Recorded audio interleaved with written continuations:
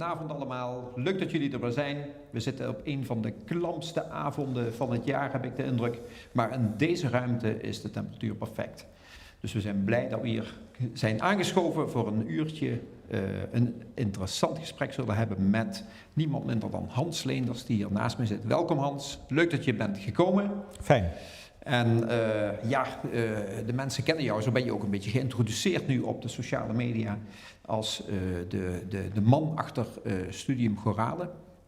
Het enige professionele koor in Limburg, geloof ik? Of?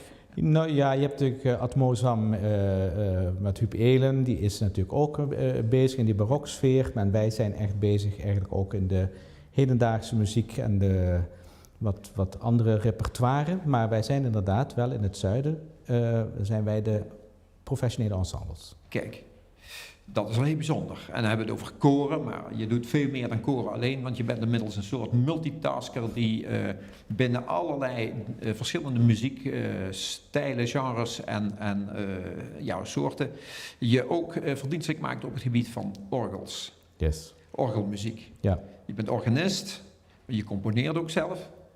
Dus, ik ben al sinds 1985, ik vind het zelf ook heel bijzonder als ik denk hoe lang dat al is, dat ik sinds 1985 ben ik organist in de Onze Vrouw Basiliek, inmiddels nog steeds. Ik kreeg deze week een heel leuk berichtje van mijn conservatorium hier in Maastricht. Hans, gefeliciteerd, je bent 25 jaar in dienst. Oh. En dan schrik je toch altijd even van dit soort jaren. Denk, goh, ik ben nog steeds nu actief en wat dan ook. En dat tijdspad zo lang is. Maar dat je het gewoon niet merkt. Want je bent steeds weer, er zijn weer nieuwe doelen, nieuwe richtingen. Linksaf, rechtsaf. Er zijn internationale gezegden, time flies when you're having fun. En dit is er eentje natuurlijk. Ja, ja. Dus dat overkomt je zomaar. Toch hebben we ons een beetje het hoofd gebroken over hoe kunnen we jou nou eens, laten we zeggen, in een minuutje neerzetten voor hetgene wat jij doet en wat je maakt en hoe jouw smaak in elkaar zit. En ja, we hebben eigenlijk maar een soort clipje gemaakt van een van de bestemmingen waar jij onlangs nog, denk ik, geweest bent. Mm-hmm. Als ik me niet vergis, even kijken, moet ik even zien, bij het klooster La Verna in, waar ligt het? Het Franciscanerklooster. In de buurt van Arezzo. Arezzo, ja. Italië. Toscane. Je vond dat een van de mooiste zinsbegoochelende plekken die je gezien had. En wij hebben de stoute schoenen aangetrokken en een compositie van jou bij de beelden gezet die wij uit die streek hebben gekregen. Die zijn gemaakt met een drone. Dus laten we maar eens eventjes kijken. Ik hoop dat je het leuk vindt. Naar een klein minuutje is het, geloof ik, van het klooster waar je zo graag komt. Della Verna.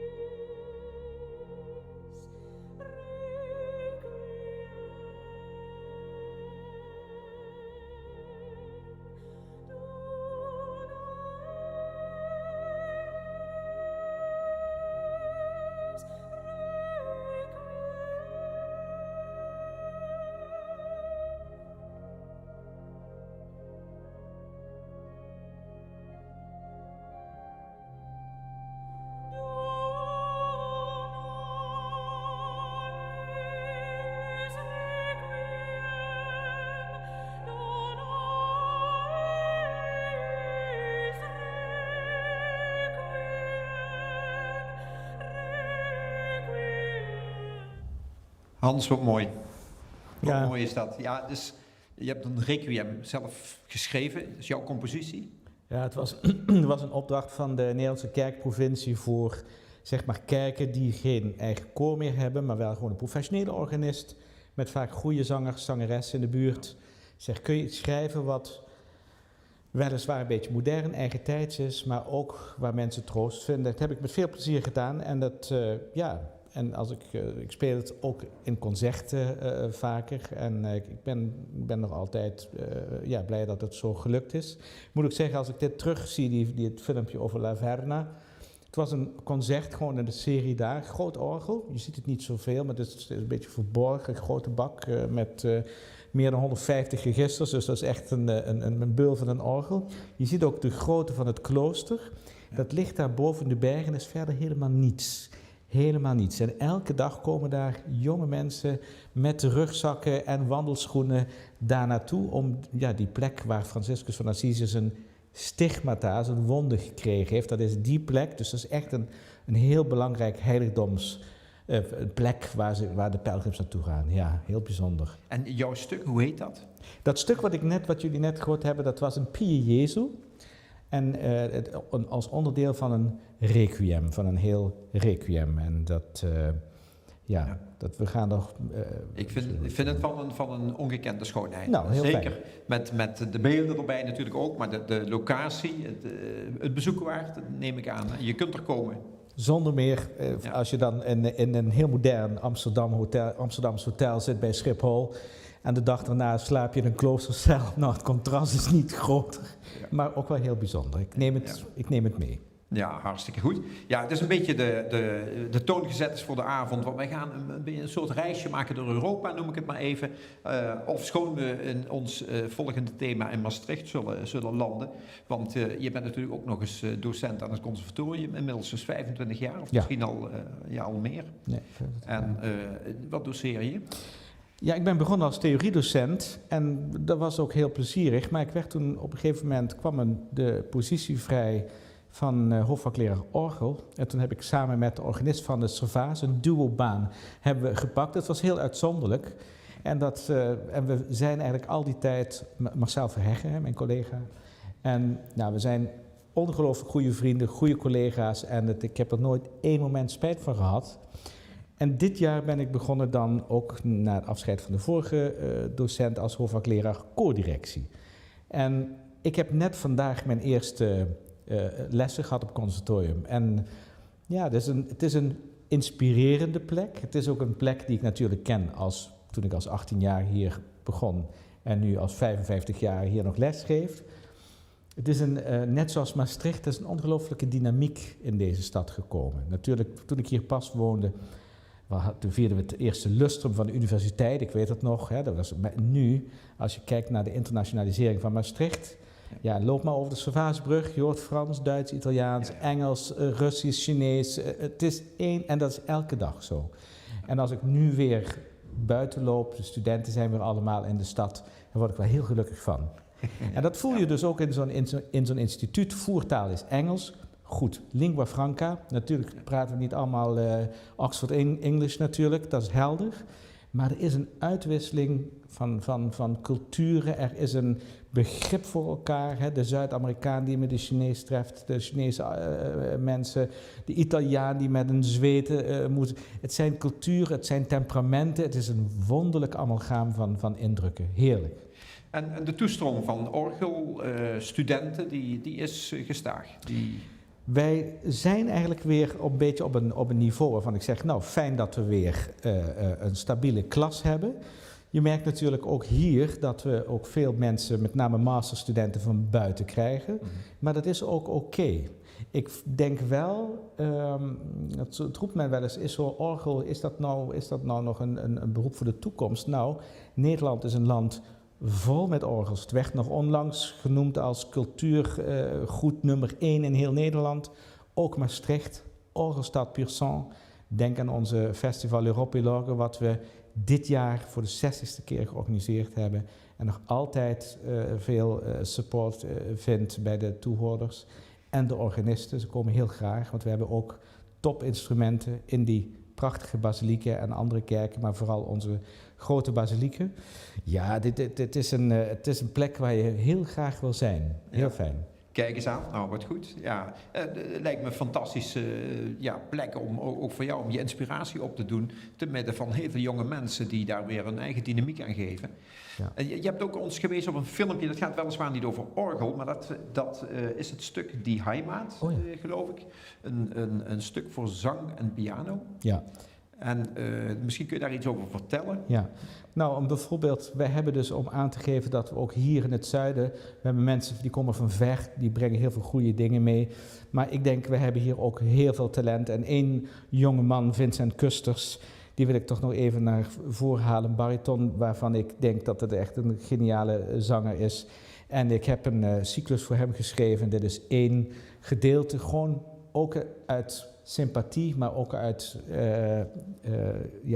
respect voor wat hij als jonge zanger eigenlijk al kan. En we zullen in de toekomst nog vaak genoeg samenwerken.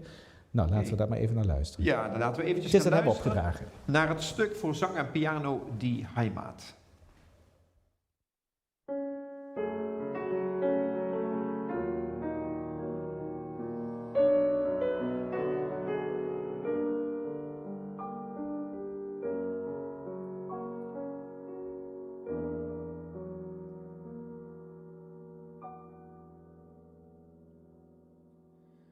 Froh kehrt der Schiffer heim an den stillen Strom, von fernen Inseln, wo geerntet hat.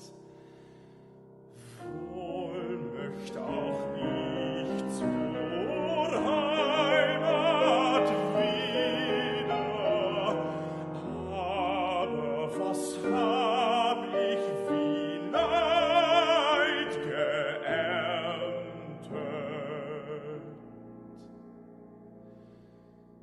Ihr holden Ufer, die mich auferzogt,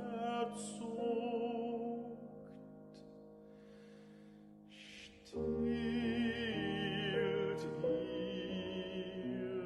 der Liebe Leiden.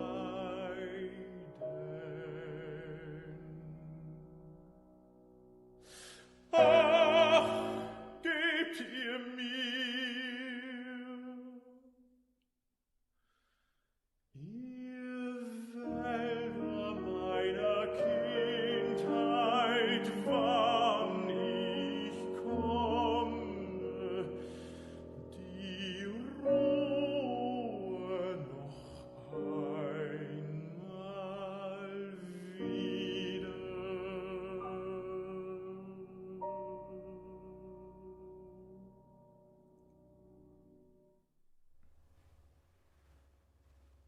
Heel mooi, heel bijzonder. Dank je. Je hebt dat speciaal geschreven voor deze zanger. Voor deze zanger. Ja. Je hebt het hem niet makkelijk gemaakt, als ik het zo hoor. Of dat wil zeggen, het klinkt voortreffelijk natuurlijk. Het maar kan veel moeilijker, maar ik denk dat hij wel heel goed voelt. Hij leeft zich in die tekst. Ja. En ik gebruik die tekst zodanig dat hij dat ook weet wat ik ermee wil zeggen. Uiteindelijk moet ik wel eerlijk zeggen, als de zanger zo'n stuk krijgt, kan ik het ook loslaten. Hij mag daar zelf dan ook mee aan de slag. Ja. Maar de man is een natuurtalent. het klinkt virtuoos, Dat- echt. Kan dat- niet anders zeggen. Maar het lijkt me geen makkelijk stuk voor amateurzangers. Laat ik het allemaal zo samenvatten. Nee, dat is anders. Dat gaat niet lukken. Nee. Ja. Nee. Ja, jij in ons voorgesprek wees jij eventjes zo een aantal plekken aan in deze stad waarvan, kijk, een aantal orgels die ken ik.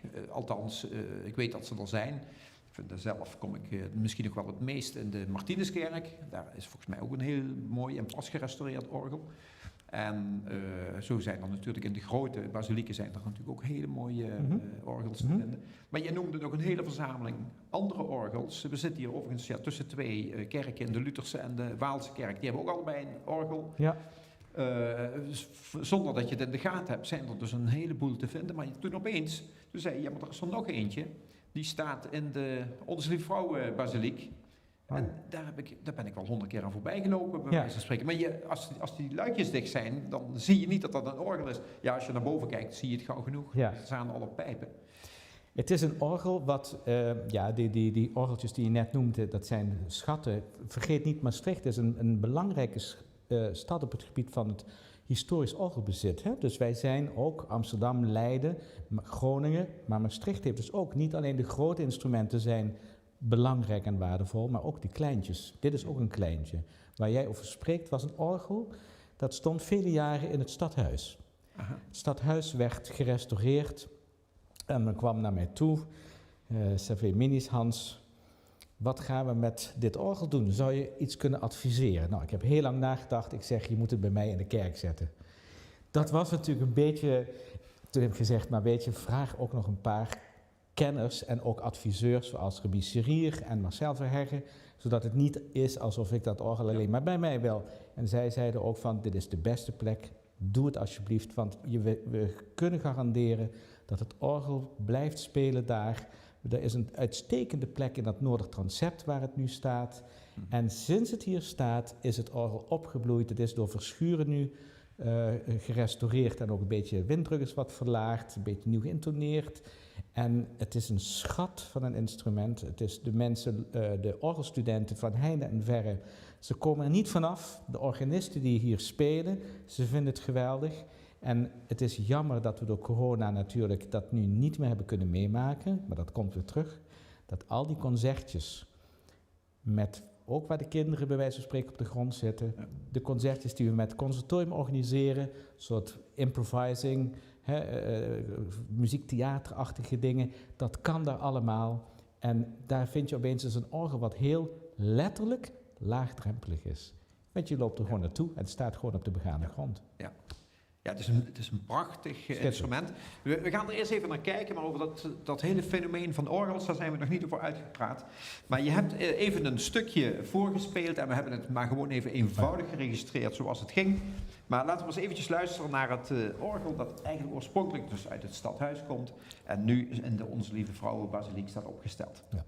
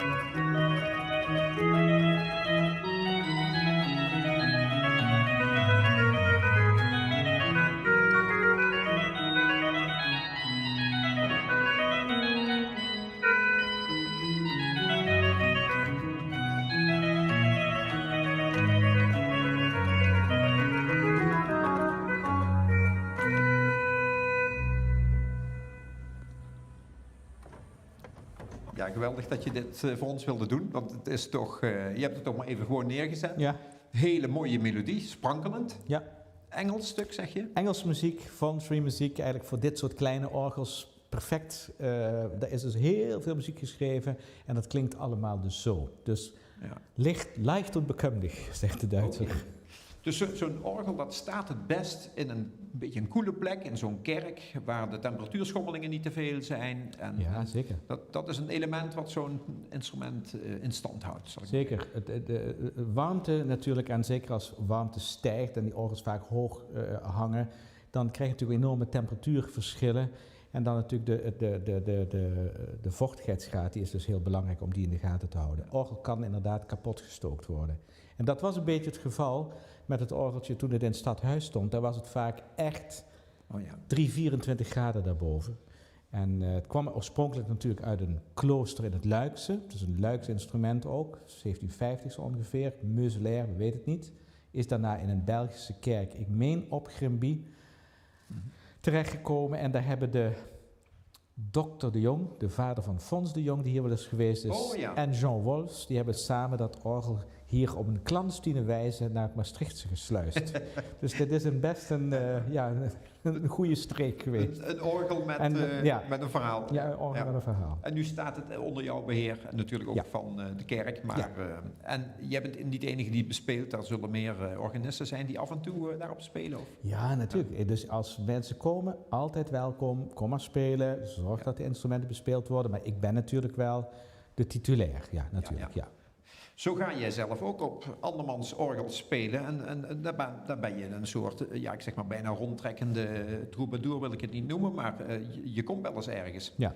En dat was ook een van de redenen waarom dat we zeiden, nou we gaan maar een beetje ook door Europa heen, dit interview. En dan kom jij met een hele wonderlijke stad die ik eigenlijk ook nog helemaal niet zo op mijn netvlies had, maar dat is Lüneburg. Daar ben je orgel gaan spelen, neem ik aan, of heb je daar... Lüneburg ligt dus onder Hamburg. Mm-hmm. En daar ging ik eigenlijk een beetje op naartoe, Celle ook, om eigenlijk een beetje zo'n soort voor mij bepaalde orgels te beluisteren die daar stonden. Dus die grote orgels van de Noord-Duitse barok, die wilde ik een keer graag gaan spelen. En ik was daar nog nooit geweest en ik was verbaasd toen ik in Lüneburg kwam om een echte grote Hansestad te zien. In die tijd ook groot, belangrijk. Mm-hmm. Die eigenlijk volslagen intact is gebleven. Wij als Limburgse...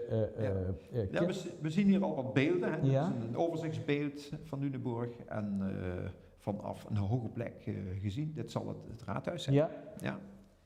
En je was er door van onder de indruk, want je was er ook nooit eerder geweest waarschijnlijk. Nee, ik was er nooit eerder geweest. En een stad van die grootte. Ik kende wel kleinere steden, Quedlinburg en zo in het Oost-Duitse. Daar heb je nog meer van die kleine steden die min of meer nog wel origineel zijn. Maar dit was echt een grote stad. Kijk, ik heb natuurlijk heel vaak, als ik in Noord-Rijn-Westfalen rondliep, dit is de grote kerk daar ook. Hè? Dat is ook schitterend, waar Bach ook nog actief geweest is hier als zangertje. Oh. Ja. En... je hebt natuurlijk steeds al die steden lijken een beetje op elkaar. Maar die zijn natuurlijk allemaal na de Tweede Wereldoorlog weer opnieuw opgebouwd. Maar kijk, dit is dus... Ja, wonderlijk. Het is in schoonheid, het is onbeschrijfelijk. Ja. En het gaat een beetje aan ons voorbij als we het niet als vakantiebestemming weten. Want terwijl het dan niet zo vreselijk ver weg is. De Lüneburger Heide is natuurlijk wel bekend. Dat is natuurlijk een groot aaneengesloten gebied waar ze ook dus met die schapen rondlopen. Dat is echt een wonderlijk ding. Een mystiek hangt daar omheen. Dat is ongelooflijk. Dat is echt ongelooflijk. Ik was dit jaar in de Biesbos en we kwamen herders tegen. En we spraken erover dat we op die Lüneburger Heide waren geweest. Ja. Ze zeiden, ja, dat kennen wij.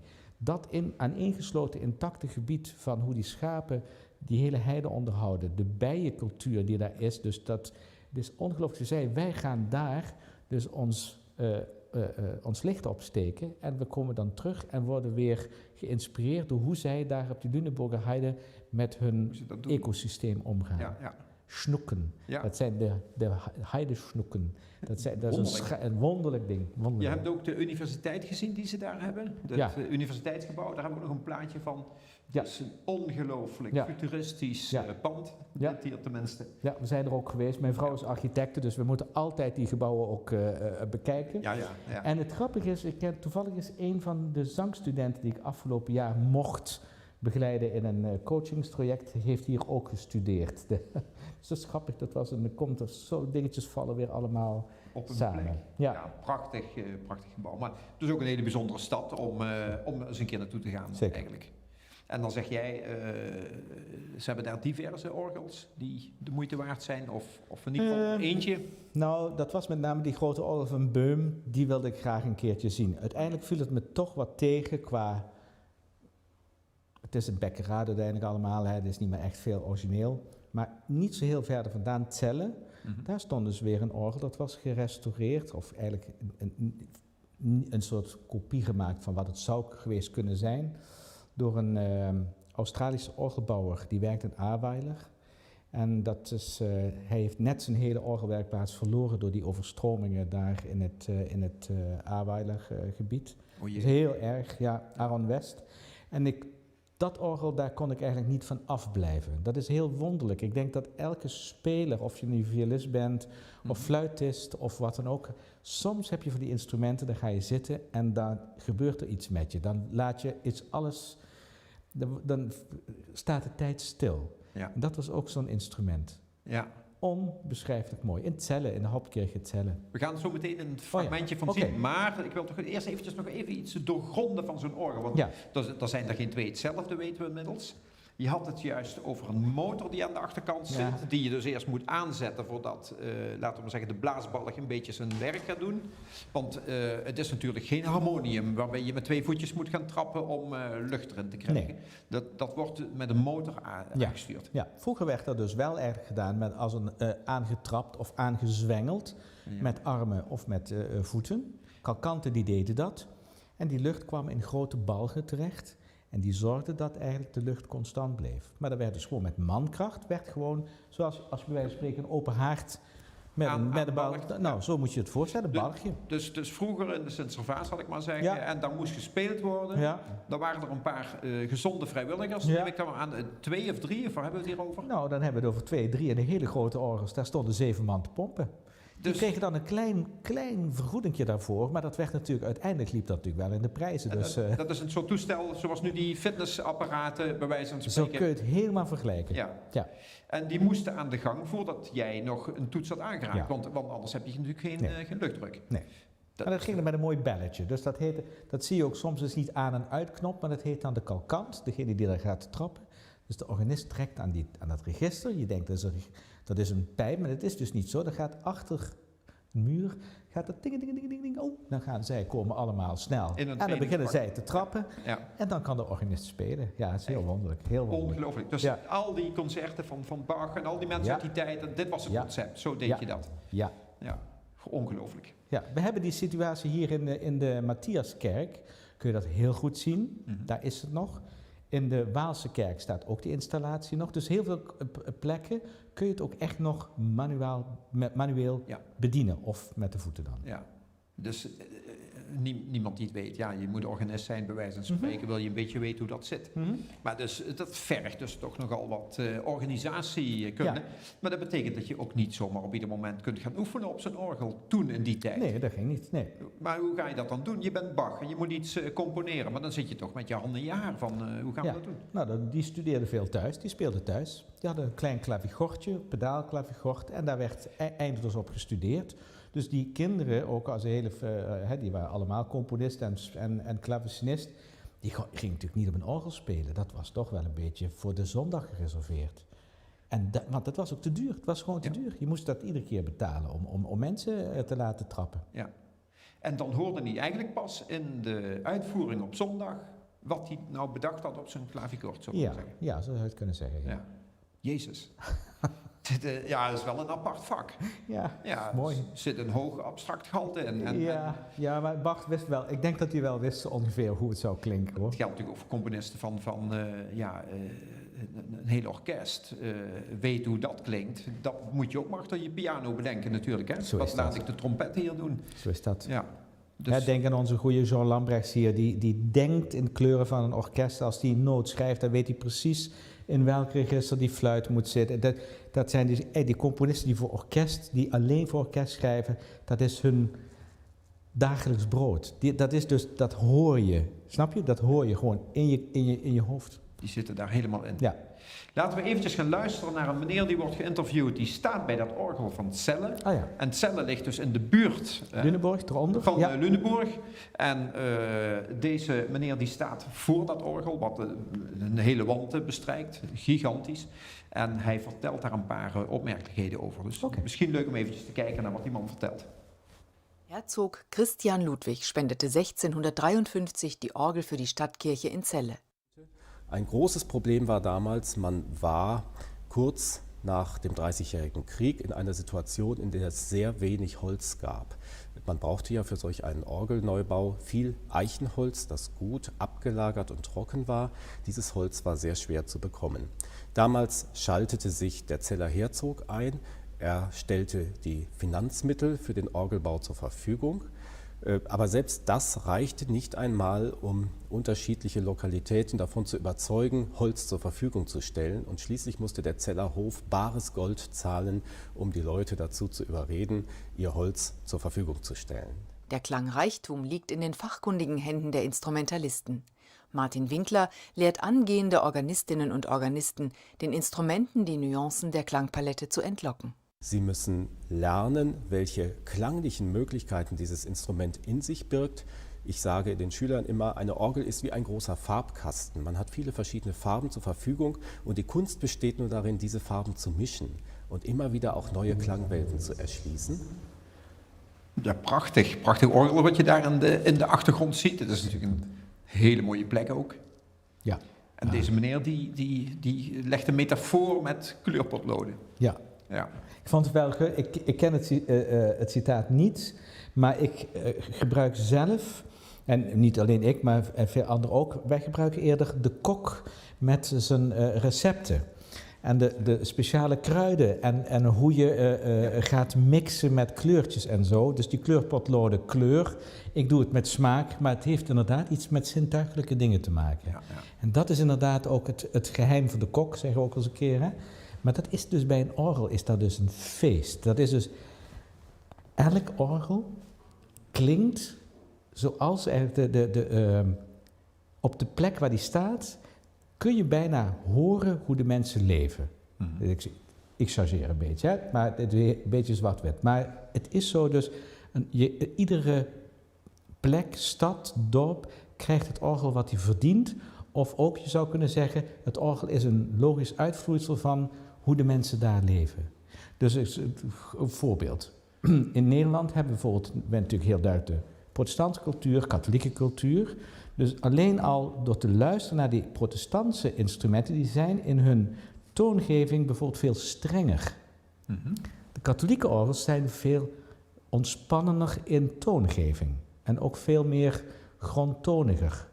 Dat heeft ook te maken met de functie van het instrument, maar ook wel een klein beetje van het orgel wordt er ook gebruikt als, je hebt de preek, maar je hebt ook de muziek die de mensen sticht. En daar zit een soort van duidelijke gestrengheid in, dat hoor je. Ja. En dan pak ik het nu even heel algemeen. Ga je nu naar de plekken kijken waar je zit, dan hoor je inderdaad bijvoorbeeld, op deze plek wordt een andere legering gekozen, tinlood, dan op een andere plek. Dus op dit plek klinkt een orgel warmer. Op die plek klinkt een orgel zilverachtiger. Op die plek klinkt een orgel, wat er zitten meer fluiten in die kast. En dan klinkt het orgel wat molliger. Dus je hebt altijd maar kleuren. In Spanje heb je veel tongwerken ook. In de zuidelijke landen, hè. In Frankrijk natuurlijk ook. En die tongwerken, dat zijn venijnige, felle kleuren.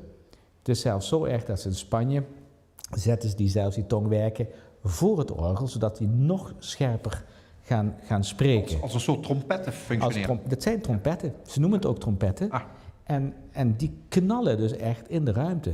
En daar gaan ze dan dus een eigen genre voor creëren. Dat noemen ze de batalla. Het gevecht. Ja. En dat knettert. Nou, ik heb verschillende orgels bespeeld. Dat gaat je horen en zien. En dat past dus bij de vurige aard van de zuineling. Dat hebben wij weer wat minder. Maar dan ga je ook anders componeren. Je zou bijna kunnen componeren voor een bepaald orgel, omdat daar opties in zitten. Dat is helemaal waar. Ja, ja. En hier in Maastricht hebben we dus heel veel invloed van de Luikse achtergrond. Mm-hmm. Dus je kunt zeggen Luik, Wallonie, maar dan spreek je meteen ook een beetje over de francofoon, cultuur francofoon. En dat zie je dus ook bij onze orgels terug. Dus wij hebben ook iets van die kleurrijkdom van de Franse en iets minder van de gestrengheid van de grote Noord-Duitse instrumenten. Dus daar zit echt een groot verschil. En dan zijn er nog de bouwers, die bepalen natuurlijk ook voor een deel wat er kan. Ja. Ik neem aan dat je gelimiteerd bent door de grootte van die pijpen. Want wil je grote basklanken doen klinken, zul je toch wel hele grote pijpen nodig hebben. Het heeft dan ook met geld te maken. Het heeft ook te maken met, is er plek? Ja. Kun je die pijpen daar überhaupt bouwen? Dus inderdaad, er is dus je zou kunnen zeggen, een soort ideaal orgel voor elke kerkruimte. Dat heeft te maken met de grootte, met de akoestiek. En soms zeg je, dit is wel een erg klein orgel voor die grote kerk. Oh ja. Maar het gebeurt ook wel eens een keer dat je zegt, nou, hier hadden ze geld te veel. Dus hebben ze dat orgel eigenlijk veel te groot gemaakt, zodat je horen en zien vergaat.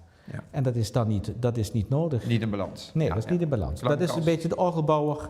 Ja. De goede orgelbouwer en de goede adviseur komen tot een mooie balans. Ja. Oké.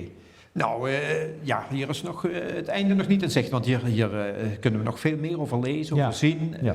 Heb je een plek waar je ons naar verwijzen kunt, waarvan je zegt, daar moet je zijn, wil je echt alles over orgels weten? Of, we krijgen hier een gast op tafel, Max. Die is alweer een tijdje niet geweest. Maar we hebben ook, er is altijd concurrentie, want een van de technici, die hebben natuurlijk een teefje thuis. Ach ja. Kom maar zitten. Ja. Och, kijk eens dan. Hij is helemaal slaperig. Och, wat een schatje. Hij is blij dat hij even weer kan gaan liggen zo meteen. Nou, we hebben één plek, dat is... ik had de eer om met Klaas Stok samen in de jury te zitten nu voor de Sweelinck Oeuvreprijs in Nederland. Dat is een belangrijke prijs. Dat is natuurlijk de laatste Oeuvreprijs die is uitgereikt. En we hebben die prijs aan het Orgelpark Amsterdam gegeven. Omdat zij eigenlijk zich willen concentreren op de orgelcultuur in Nederland. Buitenkerkelijk, er staat weliswaar een kerkelijk gebouw, dit terzijde, maar het is gewoon geen liturgie en niks meer. En zij willen eigenlijk proberen om een aantal verschillende stijle orgels in één ruimte te hebben en ook eigenlijk een soort doorkijk te geven van hoe gaat het nu verder met de orgel? Hoe gaat het verder met de ontwikkeling van de orgelmuziek? Ja. Want dat gaat altijd samen, hè? Mm-hmm. De muziek en de ontwikkeling van het instrument, dat is een twee-eenheid. Ja. Als er geen muziek voor geschreven wordt voor een bepaald soort orgel, wordt het niet gebouwd. Ja. En je kunt ook zeggen dat een orgelbouwer doet soms iets heel bijzonders, waardoor de componist uitgenodigd wordt om ook weer nieuwe bijzondere dingen ervoor te schrijven. Ja. En dat is hun ding. Dus ze hebben zeg maar, feitelijk gewoon instrumenten, een heel oud orgel, een kopie van het oudste orgel in Nederland staat er. Er staat een groot romantisch orgel. Ze hebben net een prachtig Duits barokorgel gebouwd. En er staat nog een vroeg 20e eeuws orgel. Dus allemaal verschillende dingen. Maar met name in dat laatste Bach-orgel hebben ze ook iets nieuws ontwikkeld. Dat ook eigenlijk het orgel als een grote... Ja, ik zeg maar even, als een synthesizer gebruikt kan worden waar je voor kunt programmeren, ritmes in kunt programmeren, niet drumritmes en zo, maar bepaalde sequenties kunt invullen. Ik ben daar zelf absoluut geen ster in. Ik kan daar met waardering, verwondering, verbazing naar kijken. Maar zij hebben dus de ruimte dat ze de effectieve instrumenten hebben en eigenlijk ook een plek hebben waar de idee van de orgelontwikkeling centraal blijft staan. Ze ondersteunen ook een leerstoel in Amsterdam en de UvA, aan de VU, sorry, voor de hele orgelcultuur. Dus daar zit wel een soort een centrum waarin we allemaal ook ons kunnen informeren, laten inspireren. En dat is orgelpark.nl, neem ik dat Het Orgelpark Amsterdam. Het Orgelpark Het Amsterdam. Orgelpark, ja. Dus daar kunnen we ook opnames beluisteren. Tuurlijk. En daar sta jij ook tussen, neem ik aan, als een van de uitvoerende ik ben er zelf organist. heel vaak ze hebben ook een aparte serie voor koor en orgel. Ik ben daar heel vaak ook met Studium Chorale. Ja. Elk jaar wel 1, soms wel 2 keer. Maar met zeer, zeer veel genoegen moet ik zeggen, omdat het een fantastisch initiatief is. En met een artistiek leider die hier in Maastricht jaren Stichting Intro heeft geleid. Dus die is inderdaad weggekocht om daar het op te bouwen. Ja. Fantastisch. We gaan in de tekst die bij de video wordt geplaatst, gaan we ook de website vermelden. Dus mensen gaan daar ongetwijfeld vinden waar je kunt beluisteren wat er aan orgels in deze regio geboden wordt. Maar in deze regio, daar zaten we niet. We zaten in Celle en jij gaat ons verder brengen naar het prachtige gebied van Slovenië. Oh ja. En je hebt me verklapt dat daar zo'n 2 miljoen mensen wonen in de stad. Of in de stad, of in heel Slovenië. Het hele land. In het hele Slovenië. Het hele land. Maar jij was in de hoofdstad. Ik was in de hoofdstad. Ja, het is het mooie aan de muziek. Ik denk ook, wat is hier een beetje de rode draad? Je hebt het in het begin heel goed gezegd. Het is eigenlijk, het verbindt, je gaat gewoon in het hele, voor mij althans, met name in het Europese gedeelte. En doordat je die instrumenten, de muzieken leert kennen van zoveel verschillende streken, dan is het alleen maar fijn dat je ook weet hoe die streken eruit zien. Ja. Hoe het ruikt, hoe het smaakt, hoe het voelt, et cetera. Ja. Ik had het geluk dat ik een uitnodiging van Nederlandse staat naar Slovenië mocht gaan. Dat was een uitwisselingsproject op cultureel niveau tussen beide landen. En ik kwam daarmee in aanraking met het Philharmonische Koor daar. Ik moest daar dirigeren en ik ben daar later ook vaker terug geweest. Maar ik kan me herinneren dat ik toen ik de eerste keer daar kwam, dat ik van de schoonheid van Ljubljana, ik was daar helemaal van onder de indruk. Het is inmiddels ook, ik geloof, de meest autoluwe stad voor de binnenstad van heel Europa. Daar hebben ze ook een prijs voor gekregen. We hebben er ook wel plaatjes van die ja. tegelijkertijd dat een zou beetje mooi zijn. zien dat we van Ljubljana een beetje een indruk krijgen van Ja. wat die stad te bieden heeft. Ja. En, maar je bent er nu een paar keer geweest, denk ik aan. Ik ben een paar keer geweest en ik werd dan ook natuurlijk als gast, word je dan ook graag een beetje rondgeleid op mooie plekken. Iedereen kent wel het meer van Bled, dat is prachtig. Je hebt de Piran, je hebt, nou hier zie je dan de Burgt, die ook overigens nu inmiddels fantastisch gerestaureerd is met echt een geweldige nieuwe invulling. Je kunt zien de Alpen op de achtergrond. Piran zit je eigenlijk in een soort Italiaanse Riviera-achtige stadje. Ja. Je gaat naar de Pusta-richting. Je denkt dat je in Hongarije zit. Het is een klein land met een ongelooflijke rijke cultuur en variatie in landschap.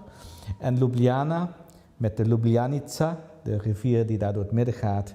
Dat is inmiddels één groot wijnterras van voor naar achter. Oh jee, ja. Het is een feest om er te zijn. Je kunt er uitstekend eten en drinken, maar vooral ook de wijnen in Slovenië zijn beroemd. Alleen niet erg bekend in het buitenland, maar vooral beroemd in eigen land, want ze drinken het allemaal zelf. Ze drinken het zelf op. Nou, dat is wel heel bijzonder. Ja, Maar ik maak maar eens even een linkje. Je hint is helemaal overgekomen. Ik heb geen wijn uit Slovenië, maar Nee, maar het is niet. toch een aardige Chardonnay, dus daar moeten we mee doen. Maar jij beveelt het aan als een land om eens naartoe te gaan. Want dan kun Absoluut. je kunt daar natuurlijk prima Absoluut. terecht. Het is fantastisch. Je bent er snel. Het was natuurlijk vroeger Joegoslavië. Het was een beetje het voorzeigeland van Joegoslavië. Noem het nooit Balkan, want dan worden mensen heel boos, want dat vinden ze dus niet. Hè. Het was echt, ze horen eigenlijk qua cultuur bij de Oostenrijkse cultuur, zo voelen ze dat ook. En als je bijvoorbeeld in Italië naar Trieste gaat, zoals zij zeggen, Trst, daar voel je eigenlijk ook nog, daar zit ook heel sterk nog die link met Oostenrijk, want het was voor Oostenrijk de enige lijn om een havenstad ook nog te hebben aan de Adriatische Zee. Natuurlijk. Ja. Ja. Dus dat gebied is heel bijzonder. Ja. Ik kan het iedereen aanraden. Heel mooi. Nou, gezondheid. Prachtig om te zien. We moeten toch weer eventjes terug naar Maastricht. Want we hebben nog een ik vind een heel uitzonderlijk mooi thema. De Maastrichtse, tenminste ik neem aan dat hij uit Maastricht komt, Gerard Beljon, heeft voor Studium Chorale een stuk geschreven. Ja. En dat is toch wel een hele bijzondere opdracht, want hier twee culturen worden hier heel dicht bij elkaar gebracht, die niet zo heel gemakkelijk bij elkaar te brengen zijn. Ja. Lijkt wel. Gerard Beljon is een componist uit Haarlem. Mm-hmm.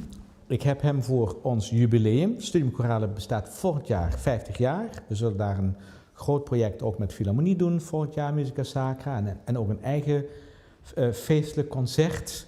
Ik kan daar nu nog niet heel veel van zeggen, behalve dat dat stuk van Beljon ook zal gaan.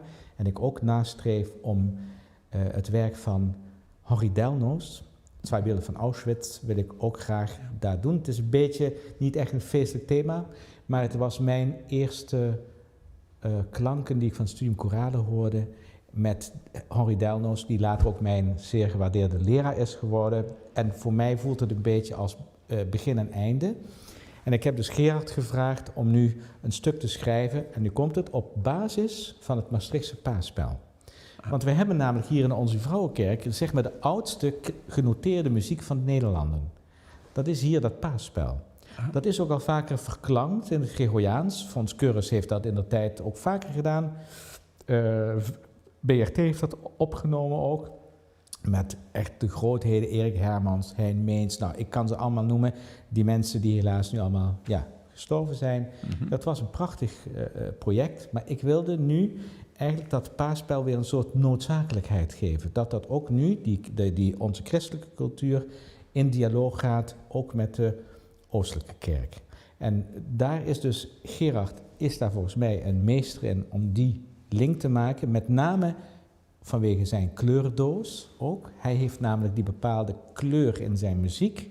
Hij componeert op een wonderlijke manier. Normaal zou je zeggen, Een componist heeft een leeg vel en dan begint hij wat te schrijven, Ja. of op een computer, of op piano, wat ook.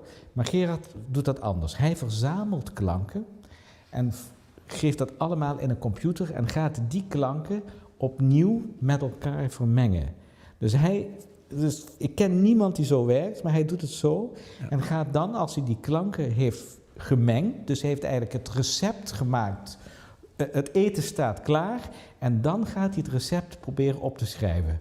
Wow. Snap je? Dus Ja, hij kookt ja. alles en dan Ja. gaat hij het recept opschrijven. Ja. De meeste mensen maken een recept en gaan dat uitproberen. Het klinkt alsof hij zijn intuïtie heel sterk aan het werk zet. Heel sterk. En Ja. eigenlijk de theorie juist probeert los te laten. Yes. Maar veel meer kijkt naar het resultaat. Yes. Hij gaat dus puur uit van wat er klinkt en hoe hij dit wil maken. Dus als het klaar is, dan heeft hij ook het 100% beeld van dit wil ik worden.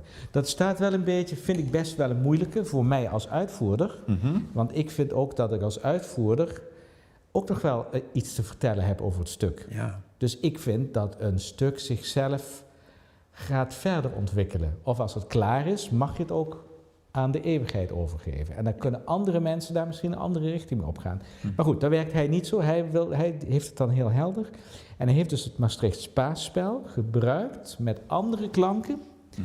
En daar is dit uitgekomen. En ik hoop dat dus straks in genoteerde vorm, Ja. in live recording, in live met studiumkoralen en verschillende oude instrumenten en Arabische solist, Nederlandse solist, om daar dus dat ultieme, Ja. die synthese te maken tussen Oost en West.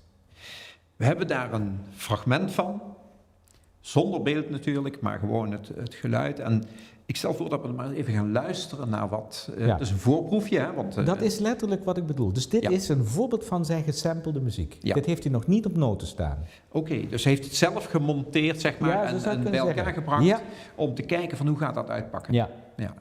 Laten we maar eens even luisteren, dan hebben we een beetje idee over waar dat naartoe gaat. Heel goed. Ja.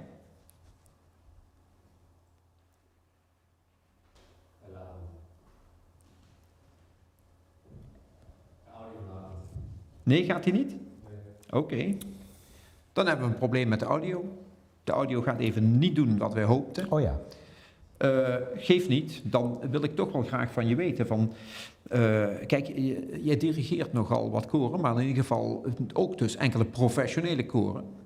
En hoe moeten we dat zien? Want 1 miljoen Nederlanders zitten in koorbeoefening. Ja.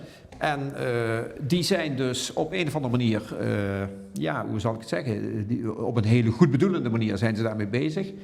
Maar jij dirigeert professionele zangers. Lijkt dat erop? Is het anders? Is Ja. het hetzelfde? Ja. Kijk, het is muziek maken. Of je dat nou... in het Duitsland, ik kan me herinneren toen ik de eerste keer naar Duitsland ging, dat ik hier in Aken een kamerkoor kreeg. Toen werd ik ook geïnterviewd door de Duitse krant. En ik zei, ik hou van dilettanten. Nou, dat vonden ze natuurlijk wel heel erg, want het woord dilettanten in het Duits is echt, nou, dat vinden ze echt het ergste. Maar ik wil dat natuurlijk een beetje teasen. Maar ik zeg, wat zit erin? Dilectare. Liefhebben.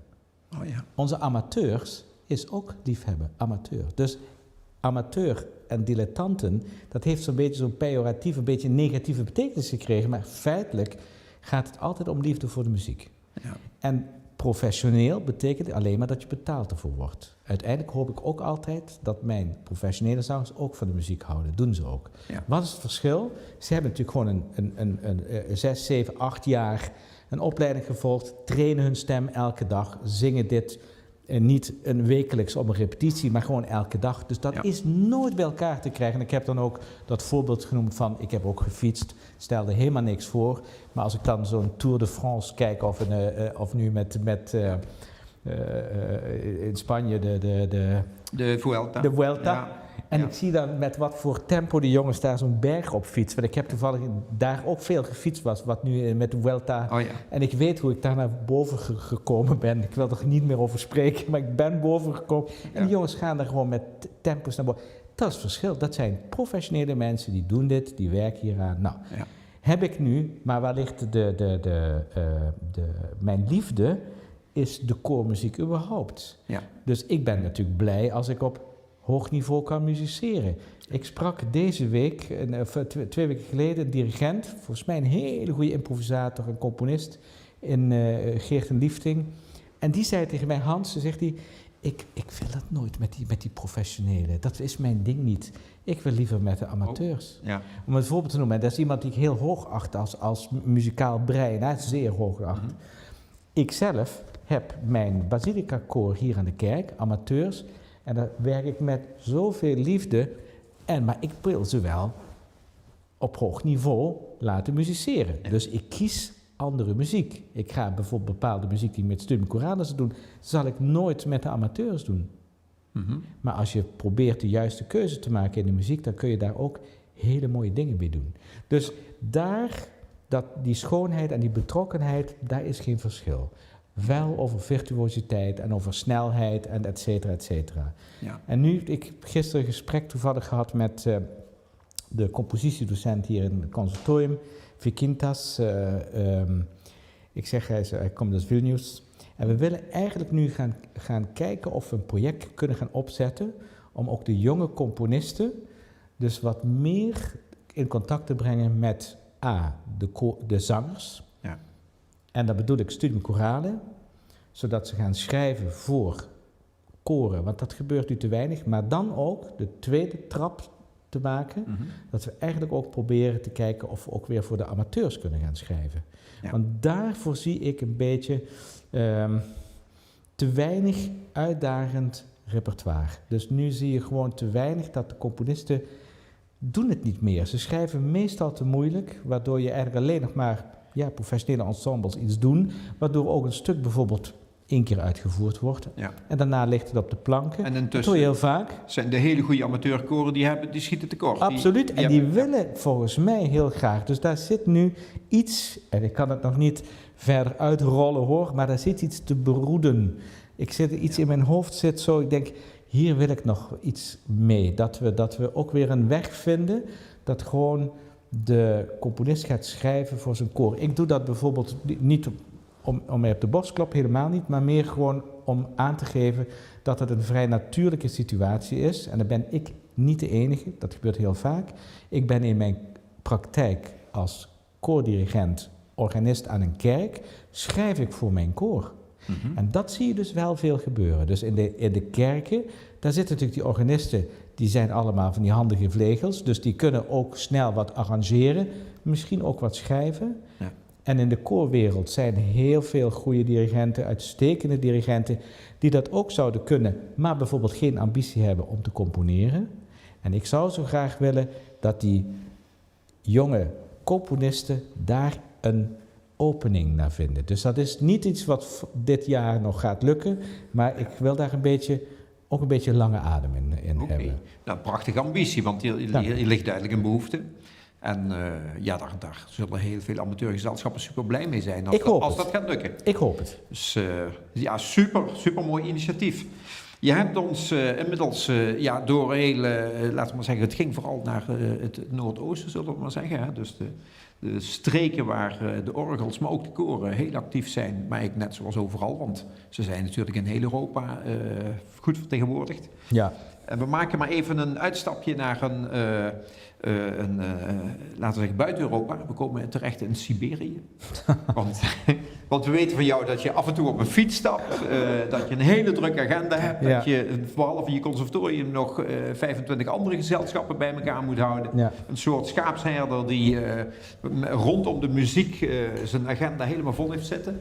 Maar er is een compaan in jouw leven en die komt uit Siberië en die loopt bij jou door het huis. En ik denk dat we de beelden even moeten starten als dat lukt, om te zien waar we het over hebben hier. Dit is een type kat die ik nog niet zo goed kende, maar jij weet er alles van.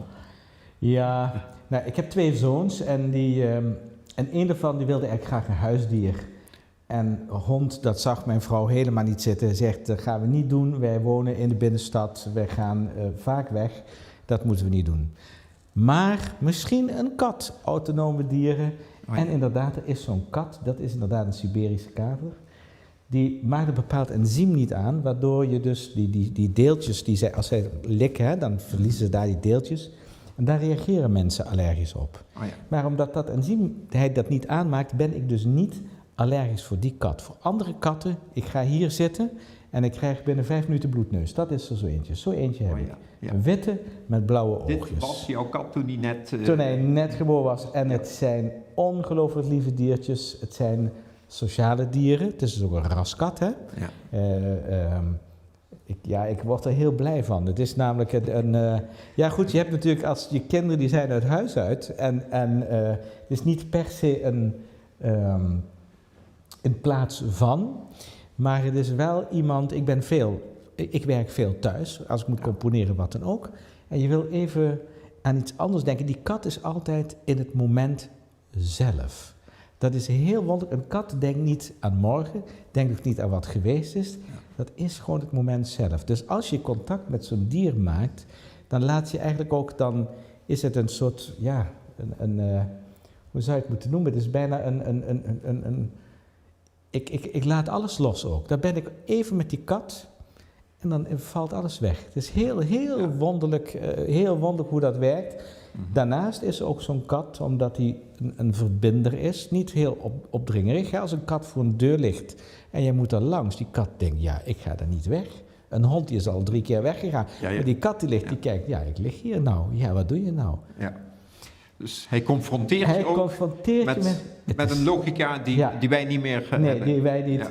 En het is ontwapenend, het is onthaastend. Ik hoef ook met die kat niet naar buiten. Hè. Hij kan bij ons in de tuin, hij kan overal rond, hij heeft plek zat. Gaat ook verder niet weg.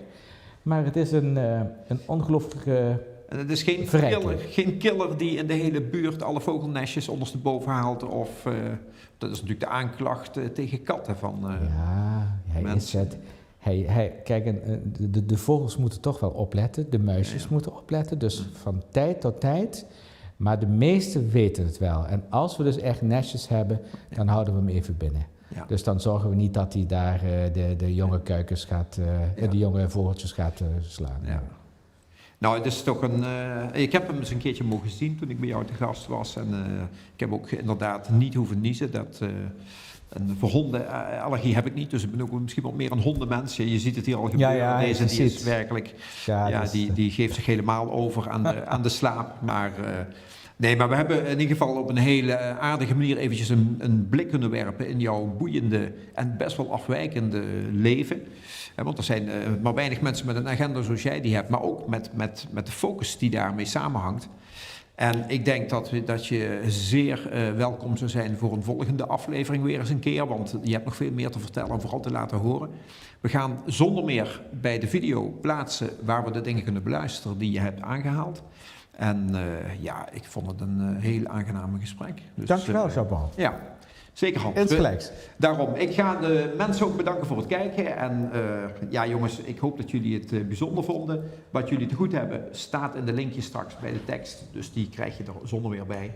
En ik hoop jullie volgende week weer te treffen. Woensdag hebben wij weer een uitzending, volgende week woensdag, de 22e.